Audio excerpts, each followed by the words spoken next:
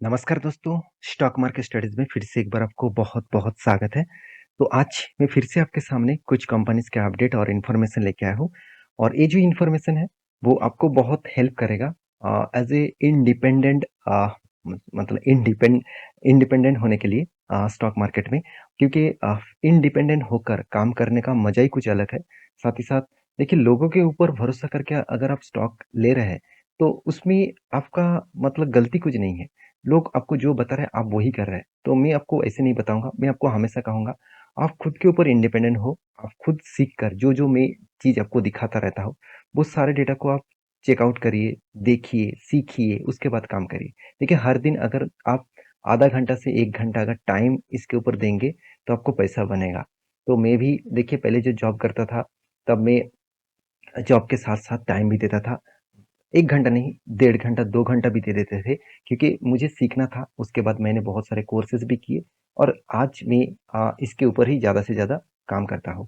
तो आप भी इस तरीके से काम करेंगे तो आपको भी फ़ायदा मिल सकता है। देखिए, मैं इतने सारी चीज़ इसीलिए बताया क्योंकि मेरे वीडियो टोटली आपको एज़ ए एजुकेशन पर्पज़ में दिया जाता है, आपको सिखाने के लिए, समझाने के लिए। क्योंकि मेरे जितने एक्सपीरियंस है उस एक्सपीरियंस आपके साथ शेयर कर रहा हूँ। देखिए, मेरे सारे एक्सपीरियंस नहीं है कि मैं स्टॉक मार्केट के बारे में हर की कुछ चीज़ जान चुका हूँ। बहुत सारी चीज़ मैंने आप नहीं तक अभी तक नहीं जाना। तो आप अगर मैं कुछ गलत बता दिया तो प्लीज़ मुझे आप कमेंट करके ज़रूर बताना। तो चलो देख लेते हैं आज के स्टॉक के डिटेल्स के बारे में। सबसे पहले जो बात करूँगा एफएल इंडिया के बारे में। देखिए एफएल इंडिया आप सभी जानते हैं, इंडिया के एक पॉपुलर कंपनी बन चुके हैं। तो एफएल इंडिया के बारे में बात करूँ तो इस कंपनी एक आईटी सेक्टर से बिलॉन्ग करते हैं और इस कंपनी का तेज़ी और ग्रोथ तब तब देखने को मिला जब इस कंपनी के नाम आर्टिफिशियल इंटेलिजेंस के साथ जुड़ गया। इसका मतलब इस कंपनी का बिजनेस में आर्टिफिशियल इंटेलिजेंस का भी बिजनेस वो भी कुछ अलग तरीके से काम कंपनी स्टार्ट की है और साथ ही साथ कंपनी का जो परफॉर्मेंस है वो परफॉर्मेंस आपको अच्छा दिखेगा क्योंकि कंपनी पुराना कंपनी भी है 1994 अराउंड आप बोल सकते हैं 30 इयर्स कंपनी हो चुके हैं। तो 30 इयर्स के आसपास कंपनी हो चुके हैं। तो कंपनी का जो परफॉर्मेंस है उसके बारे में बात करूँ, कंपनी का जो पी रेशियो है आप अगर आप देखेंगे तो 57 के आसपास है। तो कंपनी के वही पी रेशियो अगर मैं एज ए चार्ट पैटर्न के हिसाब से दिखा दूं तो देखेंगे तो 69 है। कंपनी का करंट पी रेशियो कितना है 59 के आसपास, तो सॉरी 57 के आसपास। तो 57 इसका पी रेशियो है और कंपनी का मीडियम एवरेज पी रेशियो 5 साल में कंपनी के ऊपर 70 के आसपास है। तो दोनों में फर्क देखिए, कंपनी अभी भी अंडर वैल्यूड कंपनी जाना जाता है, मतलब देखने को मिलता है। तो फिर भी इस कंपनी की बाकी जो डिटेल्स है जैसे R O C R O ई तो बेस्ट लेवल में है। इंडस्ट्रीज पी रेशियो भी 37 के आसपास है, डेप्थ ना के बराबर है, एनुअल इनकम भी अच्छा खासा है, अर्निंग पर शेयर भी ठीक ठाक है। कंपनी इसके ऊपर क्वार्टरली जो रिजल्ट आया इस बार, देखिए कंपनी हाईएस्ट सेल्स इंक्रीज किया। इस बार कंपनी आज तक की हाईएस्ट सेल्स इंक्रीज किया 407 करोड़ के आसपास और उसके साथ साथ कंपनी एक्सपेंस को भी कंट्रोल में रखा और उसके बाद कंपनी प्रॉफिट भी ऑपरेटिंग प्रॉफिट भी पॉजिटिव दिखाया। तो आप कहेंगे सर तो प्रॉफिट ज़्यादा हुआ तो ऑपरेटिंग प्रॉफिट मार्जिन क्यों कम हुआ?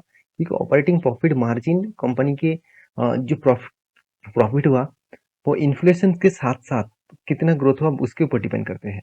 तो आज मान के चलिए 10 साल पहले जो प्रोडक्ट का कीमत ₹100 था, क्या अभी भी ₹100 है? बिल्कुल नहीं ना। जो पेट्रोल का कीमत तब कितना 10 साल पहले चले जाएँगे तो हम 60 65 से 70 रुपीस के आसपास था। आज कितना है 115 रुपीस के आसपास, 105 रुपीस के आसपास।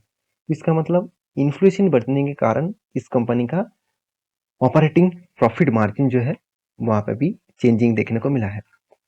अभी रही बात कंपनीज की, देखिए सेल्स ग्रोथ और प्रॉफिट ग्रोथ और रिटर्न ऑफ इक्विटी तीनों चीज बहुत अच्छा खासा देखने को मिला है। कंपनी 3 साल में धमाका रिटर्न दिया। करंट सालों में मतलब इस साल में कंपनी में उतना खास रिटर्न नहीं मिला। तो ओवरऑल कंपनी का जो रिजर्व है वो लगातार लगातार बढ़ते जा रहा है। कंपनी का बोरिंग्स भी बढ़ा। क्यों बढ़ा वो आपको समझना पड़ेगा। देखिए कंपनी ट्रेड रिसीवेबल के बारे में बात करो तो कंपनी इस बार हाईएस्ट ट्रेड रिसीव किया और इतना ज्यादा ट्रेड रिसीव करने के कारण यहाँ पे क्या हुआ, एक्चुअली इतने ज्यादा ट्रेड रिसीव करने के कारण कंपनी कर्जा लिया। तो कर्जा किस बेसिस में लिया गया वो देखना इंपॉर्टेंस है। देखिए long term and short term दोनों में ही कर्जा लिया गया। कुछ शॉर्ट टर्म कामों के लिए कर्जा लिया गया और कुछ लॉन्ग टर्म कामों के लिए कर्जा लिया गया। तो इसमें इसका मतलब है कंपनी का मैनेजमेंट खुद के मैनेजमेंट मैनेज करके ही काम कर रहा है। और लाइबिलिटीज के बारे में बात करूं तो देखिए ट्रेड पेबल्स तो कंपनी को कितना पैसा अभी भी देना बाकी है। कंपनी जितना ट्रेड रिसीव किया उतना ही ट्रेड पेबल्स कंपनी को करना पड़ेगा। तो इसका मतलब कंपनी को अभी पैसा देना है, जिससे वो रॉ मटेरियल्स खरीदारी किए है, जिसमें यहाँ पे तो कोई मैन्युफैक्चरिंग नहीं हो रहा है। कंपनी सर्विसेज के लिए जो मतलब जो प्रोडक्ट खरीदारी की है उसका चार्जेस इतना देना पड़ेगा। तो मेरे हिसाब से इस कंपनी के ऊपर एज ए लॉन्ग टर्म के लिए सोचिए और एज ए स्विंग ट्रेडिंग्स के लिए भी सोचिए, क्योंकि कंपनी का बिजनेस मॉडल कुछ अलग तरीके से है और कंपनी धीरे धीरे करके खुद का ग्रोथ भी कर रहा है। इंस्टीट्यूशन भी देखिए इस कंपनी के ऊपर as A F I D S public हर किसी इस कंपनी के ऊपर होल्डिंग्स करके रखे हैं। रही बात चार्ट पैटर्न्स का, तो मैंने आपको पहले भी मेंशन किया, एक एक अच्छा खासा पैटर्न क्रिएट हुआ, एक डबल शोल्डर, उसके बाद एक बिग हेड, उसके बाद डबल शोल्डर क्रिएट हुआ। तो शोल्डर को ब्रेकआउट एक अच्छी तरीके से कैंडल में ब्रेकआउट हुआ, तो मैं इंतजार कर रहा हूँ इसके ऊपर, इस कैंडल के ऊपर कोई भी क्लोजिंग मिले, कोई भी क्लोजिंग एक ग्रीन कैंडल के साथ मिले तो मैं एंट्री ले लूंगा। और मेरा टारगेट 21% का ये जो टारगेट है, वो टारगेट कहाँ तक आएगा, 1350 के आसपास, 3045, चलो 45 के आसपास। तो यही टारगेट कंपनी के लिए एक बिग रेजिस्टेंस कम सप्लाई जोन है, क्योंकि यहाँ से ही मार्केट के ऊपर बिग गिरावट दिखाया था। तो मेरे हिसाब से वो रिकवरी तो जरूर करेगा, आज नहीं तो कल जरूर करेगा। तो मेरे हिसाब से जब तक इस लेवल को ब्रेकआउट ना दे तब तक इसके ऊपर होल्ड करना, तब तक इसके ऊपर इंतजार करना, और उसके बाद एंट्री लेने के लिए जरूर आप स्टडी करके काम कर सकते हैं। देखिए मेरे ओपिनियन अलग है, मेरे ओपिनियन है आपको सारी चीज़ सिखाना। आप इस तरीके से खुद सीख कर काम करेंगे तो मुझे बहुत अच्छा लगेगा कि हाँ, मैंने जो मकसद लेकर वीडियो बना रहा हूँ वो मकसद क्लियर हो चुके हैं। तो मेरा कोई अटेंशन नहीं है मैं आपको हमेशा ट्रेड बोलता रहूँ कि इसमें बाय करिए, इसमें सेल करिए, वो मेरा अटेंशन नहीं है। मैं खुद काम करता हूँ, मैं उसमें खुश हूँ। आपको सिखाकर आपका अगर ग्रोथ हुआ, आपका अगर प्रॉफिट हुआ, तो सिर्फ आपका ग्रोथ नहीं, पूरा का पूरा ऑल ओवर इंडिया का ग्रोथ होगा, इंडियन इकोनॉमिकली ग्रोथ होगा। तो इसलिए मैं बार बार बोलता हूँ, अगर मेरे वीडियो आपको अच्छा लगता है तो प्लीज लाइक करिए, चैनल को सब्सक्राइब करिए और दोस्तों के साथ भी शेयर करिए। अकेला आप पैसा कमाएंगे तो कुछ बड़ा होने का मकसद ही नहीं बनता।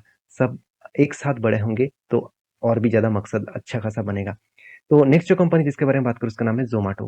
देखिए जोमेटो मेरे हिसाब से एक अच्छा कंपनी है। मेरे हिसाब से इसका बिजनेस मॉडल मुझे बहुत स्ट्रांग लगता है। फूड डिलीवरी जो कंपनीज है, देखिए दो तरीके से कंपनी होती है, एक फूड सर्विसेज कंपनी, एक फूड डिलीवरी कंपनी। बहुत लोग यही गड़बड़ी कर लेते हैं कि फूड सर्विसेज को ही मान लेते हैं जोमेटो फूड सर्विसेज कंपनी है। बिल्कुल नहीं है, फूड डिलीवरी कंपनी है। सर्विसेज का मतलब है जो कंपनी खुद प्रोडक्ट बनाते हैं उसके बाद वो डिलीवरी करते हैं, तो उसको फूड सर्विसेज कंपनी कहा जाता है। जैसे मैकडोनल्ड हो गया, तो सॉरी, जैसे जुबलियन फूड हो गया, माफ़ी चाहता हूँ मैकडोनल्ड बोल दिया, तो मैकडोनल्ड नहीं है, माफ़ी चाहता हूँ। तो जुबलियन फूड हो गया, जिसका उसको जो प्रोडक्ट है डोमिनियस, तो उसको वो खुद बनाते हैं उसके बाद बेचते हैं। जैसे पिज्ज़ा हट हो गया, तो वो भी खुद एक फूड सर्विसेज कंपनी है। तो फूड डिलीवरी कंपनी में बहुत सारे कंपनीज है, जैसे स्विगी हो गया, जैसे डंजो हो गया जो रिलायंस ग्रुप का कंपनी है, उसके साथ साथ जोमेटो भी एक कंपनी है। तो मेरे हिसाब से जोमेटो का बिजनेस मॉडल मुझे फ्यूचरिक विजन्स के हिसाब से बात करूँ तो फ्यूचर विजन्स के हिसाब से इसका मैनेजमेंट कुछ अलग तरीके से सोच के रखा है। अभी मेरे हिसाब से इस कंपनी का जो थिंकिंग है, मेरे ओपिनियन के हिसाब से मैं बता रहा हूँ कि कंपनी अभी डेटा कलेक्ट कर रहा है कि कौन सा एरिया में कौन सा प्रोडक्ट ज़्यादा बेचा जा रहा है, कौन सा एरिया में कितना कस्टमर्स है और कौन सा कस्टमर क्या पसंद करते हैं। तो वो सारे डेटा कलेक्ट करने के बाद मेरे हिसाब से नेक्स्ट लेवल में, नेक्स्ट कुछ ईयर्स में कंपनी खुद फूड सर्विसेज कंपनी बन सकते हैं, खुद प्रोडक्ट बनाएगा और माल बेचेंगे मेरे हिसाब से। तो बाकी कुछ अलग भी हो सकते हैं, ये कंपनी का ओपिनियन है, मेरे ओपिनियन नहीं है। तो मेरे ओपिनियन इस तरीके से कुछ समझ में आ रहा है, क्योंकि जिस तरीके से कंपनी खुद का जो डिलीवरी प्राइस था 35 रुपीज़ डिलीवरी चार्जेस देते थे, उसको 20 रुपीज़ लेके आए। इसका मतलब एक्सपेंस को कंपनी कम किया और इसलिए इस बार company first time company profit किया। आज तक इतने लॉसेस करते थे, 130 करोड़, 140 करोड़, 400, 450 करोड़। तो उससे कंपनी फर्स्ट टाइम 2 करोड़ का प्रॉफिट किया। इस प्रॉफिट के कारण स्टॉक के ऊपर एक बड़ा धमाका देखने को मिल गया। अगर इस धमाका को आप देखेंगे, उससे पहले चलो मैं इन्वेस्टर के बारे में बात करूं। देखिए एफएस ने क्या किया, होल्डिंग्स किस तरीके से उठाया, इतनी परसेंटेज होल्डिंग क्यों उठाया, उसके पीछे कोई ना कोई तो रीजन होगा। ऑब्वियसली रीजन यही है, मैं आपको जो रीजन बताया कुछ दिनों के बाद आप वही वही चीज आपको देखने को सुनने को मिल सकता है। तो जोमेटो का बिजनेस मॉडल मेरे हिसाब से फ्यूचरिस्टिक विजन के हिसाब से चल सकते हैं। तो बाकी इसका चार्ट पैटर्न्स के बारे में बात करूँ तो देखिए मैंने एक ट्रेड आपको मेंशन किया था कि यहाँ पे कंटिन्यूसली जर्नी करने के बाद ब्रेकआउट हुआ इस रेजिस्टेंस को, और उसके बाद देखिए यहाँ पे रिट्रेसमेंट किया और मैं इंतजार कर रहा था कोई भी ब्रेकआउट कैंडल दिखे और मतलब कोई स्ट्रॉन्ग कैंडल दिखे मैं इसके ऊपर एंट्री लूंगा। तो यहाँ पे एंट्री इस कैंडल के ऊपर हुआ, यहाँ पे एंट्री हुआ और टारगेट यहाँ तक में रखे थे और टारगेट इजीली अचीव हुआ और आप देख सकते हो उसके बाद भी जर्नी ऊपर साइड में किया। और मैंने पिछले दिनों में भी जब रिजल्ट आया था, यहाँ पे रिजल्ट आया, उसके बाद धमाका हो गया 2 दिन में। और यहाँ पे देखिए एक शूटिंग स्टार कैंडल बना। जब कोई शूटिंग स्टार कैंडल बनता है तो उसके ऊपर मैं हमेशा बोलता हूँ कि उसके नेक्स्ट डे में आपको बड़ा सा फॉल दिखेगा। देखिए नेक्स्ट डे में अच्छा खासा एक फॉल दिखा, तो मेरे हिसाब से यहाँ पे होल्ड करेगा, उसके बाद ब्रेकआउट करेगा और उसके बाद एक बड़ा सा धमाका आपको दिखेगा जो टारगेट होगा 134 रुपीज के आसपास। तो मैं इंतजार कर रहा हूँ, यहाँ पे कुछ टाइम बिताए उसके बाद ब्रेकआउट दे तो मैं एक लॉन्ग एंट्री के लिए सोचूंगा। तो नेक्स्ट जो कंपनी जिसके बारे में बात करूँ उसका नाम है अशोक लेलैंड। तो अशोक लेलैंड जो एक कंपनी है, आप सभी जानते हैं इंडिया के second largest heavy vehicles company है। और इस कंपनी से हेवी व्हीकल्स नहीं है, इलेक्ट्रिक जो मतलब बसेस है वो भी बनाने एक लीडर कंपनी है।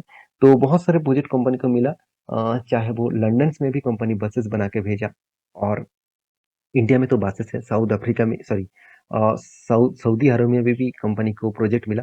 सऊदी अरब में भी कंपनी को प्रोजेक्ट मिला, दुबई में भी प्रोजेक्ट मिला और इंडिया में बेंगलुरु में बहुत सारे बसेस आपको अशोक लेलैंड का दिखेगा।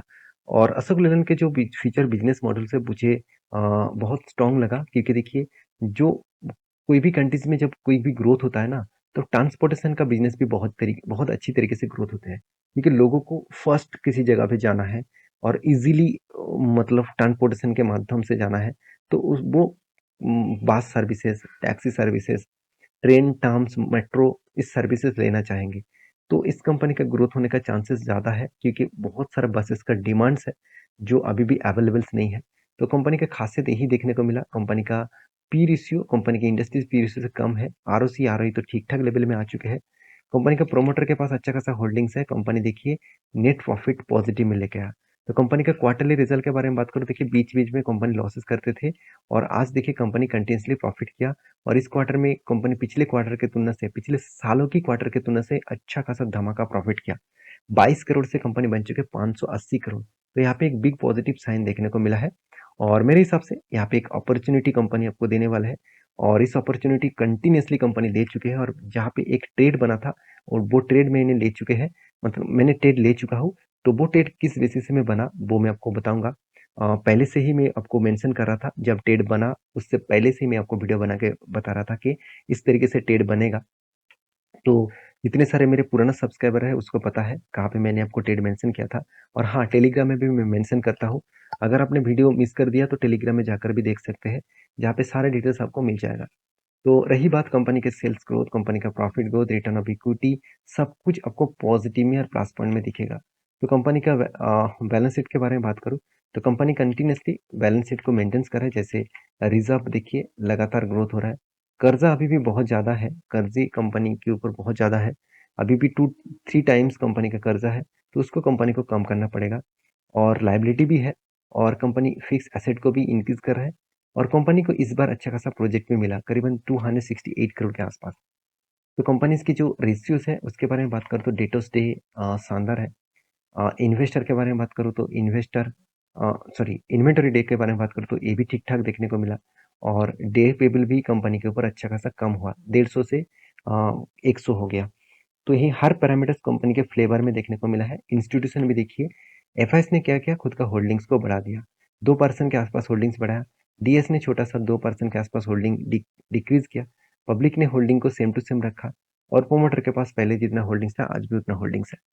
तो कंपनीज के ऊपर चार्ट पैटर्न्स के बारे में बात करूँ तो मैंने आपको एक मेंशन किया था, वो क्या था, वो एक कप विथ हैंडल पैटर्न्स। यहाँ पे एक बिग कप बना, उसके बाद एक हैंडल बना। और यहाँ पे जो ब्रेकआउट है, ये जो ब्रेकआउट है ना, ये ब्रेकआउट 2018 के बाद 2018 के बाद 2023 में ब्रेकआउट किया। तो सोचिए कितने सालों के बाद, 5 सालों के बाद ब्रेकआउट हुआ। तो 5 साढ़े 5 सालों में ब्रेकआउट हुआ। तो और मेरे हिसाब से ये जो लेवल्स यहाँ पे मैंने आपको मेंशन करके दिया, यहाँ पे जब फर्स्ट कैंडल मतलब फर्स्ट जब हैंडल पैटर्न बना था, तब से मैं आपको वीडियो बना के यही बता रहा हूँ कि जब इस लेवल को ब्रेकआउट करेगा तो मैं एंट्री लूंगा। तो मैंने एंट्री कहाँ पे लिया वो मैं आपको बता दूं। फर्स्ट इस कैंडल ने ब्रेकआउट दिया, मैं आपको बहुत बार बोल चुका हूँ, जब कोई कैंडल एंट्री लेवल्स देंगे तो एंट्री मत लेना। उसके ऊपर कोई भी ग्रीन कैंडल क्लोजिंग होना चाहिए, उसके ऊपर आपको एंट्री होगा। और अगर आपको उसके बाद नीचे से मिले कोई बात नहीं, आपको सस्ते दामों में मिल जाएगा, तो वहां से आप एंट्री ले सकते हैं। तो देखिए एंट्री लेवल तो हो चुका है, अभी टारगेट रेशियो कितना बनेगा, 21% का टारगेट रेशियो दिखा रहा है। तो टारगेट कहाँ तक बन सकते हैं, 201 रुपीज़ के आसपास इसका टारगेट है। टारगेट बनेगा कि नहीं बनेगा, तो मैं तो आपको जरूर शेयर करते रहूंगा। तो आप मेरा पुराना सब्सक्राइबर है तो जरूर कंटिन्यू करिए, और नया सब्सक्राइबर बनने वाले हैं तो प्लीज़ चैनल को सब्सक्राइब कर लीजिए। तो इस तरीके से इन्फॉर्मेशन आपको सिखाने के लिए मैं कंटिन्यूसली वीडियो बना के रहूँगा। तो नेक्स्ट जो कंपनी जिसके बारे में बात करूँ उसका नाम है ईफीसी। तो ईफीसी एक कंपनी है जो एक बीएससी में लिस्टिंग है। तो इस कंपनी के जो बिजनेस मॉडल है वो एक ट्रेडिंग करने वाला कंपनी है। और इस कंपनी की जो खासियत है, कंपनी की खासियत क्या है मुझे पता नहीं, मगर मतलब उतना स्टडी मैंने नहीं किया। कंपनी इसके ऊपर कंटिन्यूसली जर्नी हुआ और अच्छा खासा रिटर्न दिया, और जिसके चलते हुए कंपनी अच्छा खासा एक अनाउंसमेंट कर दिया, वो क्या है, स्प्लिट का। 18 तारीख को कंपनी खुद 10 रुपये का फेस वैल्यू यहाँ पे 2 रुपये करने वाला है। इसका मतलब हर एक शेयर में आपको 5 शेयर कंपनी देने वाले हैं। तो शेयर के चक्कर में, एक्स्ट्रा बेनिफिट के चक्कर में आप निवेश मत कर देना।